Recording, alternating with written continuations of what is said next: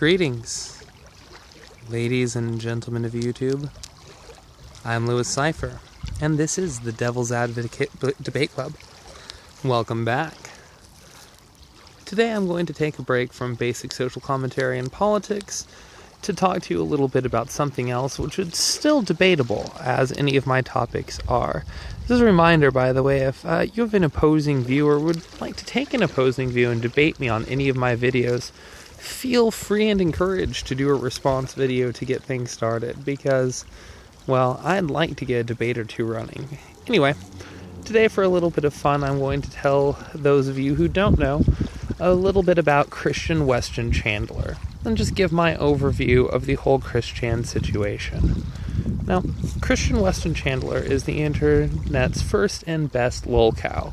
A lolcow is someone who, if you poke at them, produce something funny, with very little effort generally. That's the whole point, and, well, Christian is a perfect example of this, but only because of some horrifying abuses which happen in Chris's background. I am rock hunting, so I apologize for the altitude changes here. Anyway, Christian Weston Chandler, born Christopher Weston Chandler, was at one point in his childhood locked into a room by his babysitter with a bunch of his toys for hours in the darkness on end. This led him to not speak for 7 years, though he would at times screech before reading out a GoBots box aloud, ending his silence. I bring this up because I'm just going to go through a few of the important events as I see them in ChrisChan's life in chronological order. Now, after that time, a neighborhood kid, his next-door neighbor, I believe, Sarah, I think her name was? Anyway, she convinced him that there was fairies or something under the house, so he ran under to look, and she locked him under there for, well, like half an hour or something until his dad came and released him. He also has claimed that he was abused in different ways at different times in different schools that he went to, without going into more details. Because there is just so much to go through, I'm certainly not going to be able to go through it all in one video. You'll see why soon. Christian Weston Chandler in high school created Sonichu, what is commonly known as the worst or one of the worst webcomics of all time. Sonichu is, just as it sounds, a combination of Sonic and Pikachu smashed together to get around copyright laws in this autistic man's, or woman now I believe's, fantasy comic, which he inserts himself and events and characters of his life into with some frequency. I'm going to do my best just to talk about ChrisChan and not about Sonichu. There's a lot there if you're interested. I just haven't read the entire thing, and I'll probably do a video on it another time once I have. Currently, there is a comprehensive history of Christian Weston Chandler being produced on YouTube. There are 22 segments averaging about 40 minutes long. This has been my obsession outside of politics and social issues for a while now. I haven't brought it up in my videos, so I thought I should share it with you guys. Around the time that he produced Sonichu, and actually before that, Christian had started his quest to find a non-attached, so a single, non-black, non-smoking girlfriend of his age or younger. He doesn't want an older girl or a black girl or a girl who smokes. And had done things like set up a sign with these requirements on it next to him silently in the mall before getting kicked out.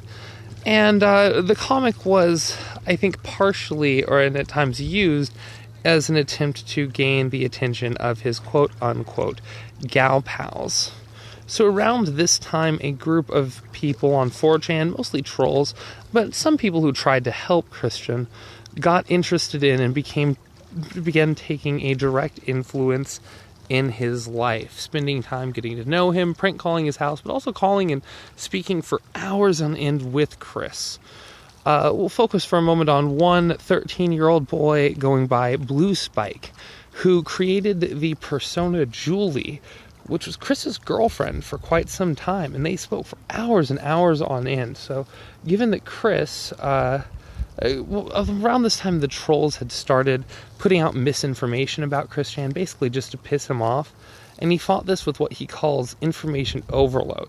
So he's put out as much information as possible about himself, the way he thinks in his day-to-day life, from that point forward online, including his, social security information, phone number, address, all of which were, of course, used against him. Well, so people were getting to know Chris better than he knew himself, especially with his autism holding back some of his understanding.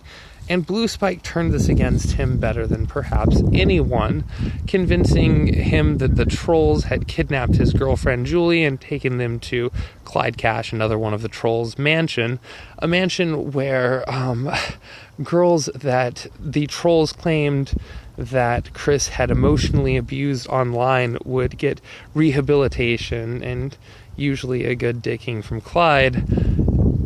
This is, of course, most likely made up, as most of these girls were just personas created by the trolls, but at least one of the girls involved is apparently actually dating Clyde, who might actually come from money. So it's interesting as you start looking into the details. Anyway, Blue Spike convinced them that the trolls had kidnapped Julie, remember, is Blue Spike, using his Max persona, also Blue Spike, and made ChrisChan choose between Julie and his PSN network. He chose Julie, so the PlayStation account was quickly put up and sold on eBay, as I recall.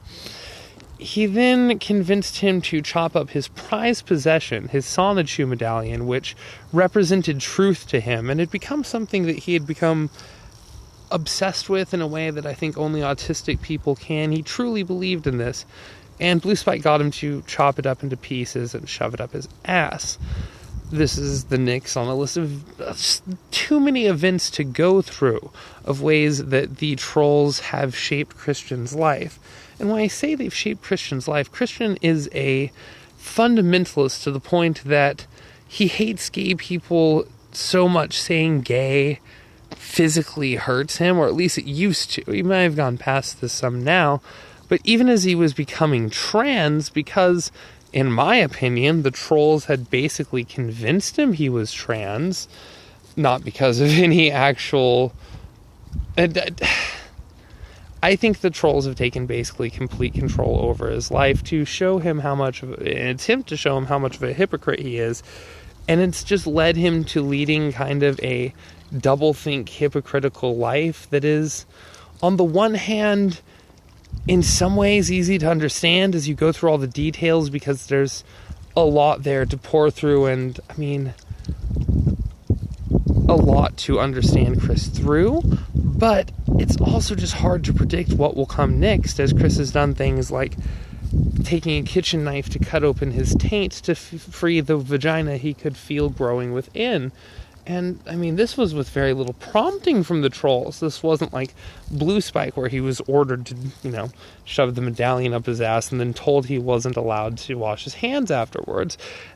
This is more in evolution of the things that they've done to him over the years taking hold of, I believe it's Christine now. I don't remember for sure his female name. I've been meaning to get more current with my knowledge in Christian Weston Chandler, but there is just so much to go through. In the most recent update I saw, she now believes that our world and the world of Sonichu are merging, and that in the dimensional merge, one of his original characters, Magi-chan, who he's married to in a three-way marriage with Mewtwo, has taken over his body, which means ChrisChan is now Magi-chan thanks to the dimensional merge in his own beliefs. And you could all just say that this is a man in his 30s or maybe 40s now playing pretend, but there's a lot to point to Chris's mental state that he probably believes all of this, thanks to years of the trolls, obfuscating what is and isn't reality for someone who was too autistic to figure out the truth on their own. or too stupid. There's arguments, especially based on his medical records, which have been posted, about how autistic Chris really even is. But I've just touched the tip of the iceberg here. And the more you look into it, I mean, one of my friends who I showed this to is convinced that ChrisChan is going to be a serial killer. That he's going to end up poisoning a bunch of people and taking things too far. Most people at this point think that when Chris's mother dies, he'll end up homeless on the streets on a short path to Skid Row or death. But me? I don't know. There's definitely a path to monetizing Sonichu. There's lots of people out there who would buy it if Chris, got off his butt and did something with it. But people have tried to do that in the past and abjectly failed. I almost think that we need one of the White Knights, someone who's looking to help Chris and has taken the time to go through Chris's history, understand what he's been through and where he's at in life. And then we need someone who's a translator, maybe someone who's also autistic but hasn't let it control their life in the same way that it has Chris, who can be an in-between, because, well, when regular people try talking to Chris, the results are bizarre. So these are just a few out of many, many details I could share with you about Christian Weston Chandler. But if you're interested, just go look it up yourself. And if you know who Chris is and disagree with anything in my take, or would like to have a debate over Chris's potential mental state as a serial killer, or whether or not Chris is really trans, or really just any debate in general, but just know that Christian Weston Chandler is on the table as a topic because, well, I know more than any human being should, and I'm still back in 2011-12 playing catch up, trying to go through it all chronologically, so there is a lot to know about potentially the most well-documented person in all of history, who is one of the most insane persons that I've ever seen documented. If you want some good schadenfreude, you want some good laughs, you want some good fun, or if you want to go try and help an autistic person whose life has been completely run for decades by groups of online trolls, then I suggest you take a little bit of a closer look into Christian Weston Chandler. But regardless, thanks for watching. I'm your host, Louis Cipher. Don't forget to like and subscribe. I know you humans need to be reminded of it. And this has been the Devil's Advocate Debate Club.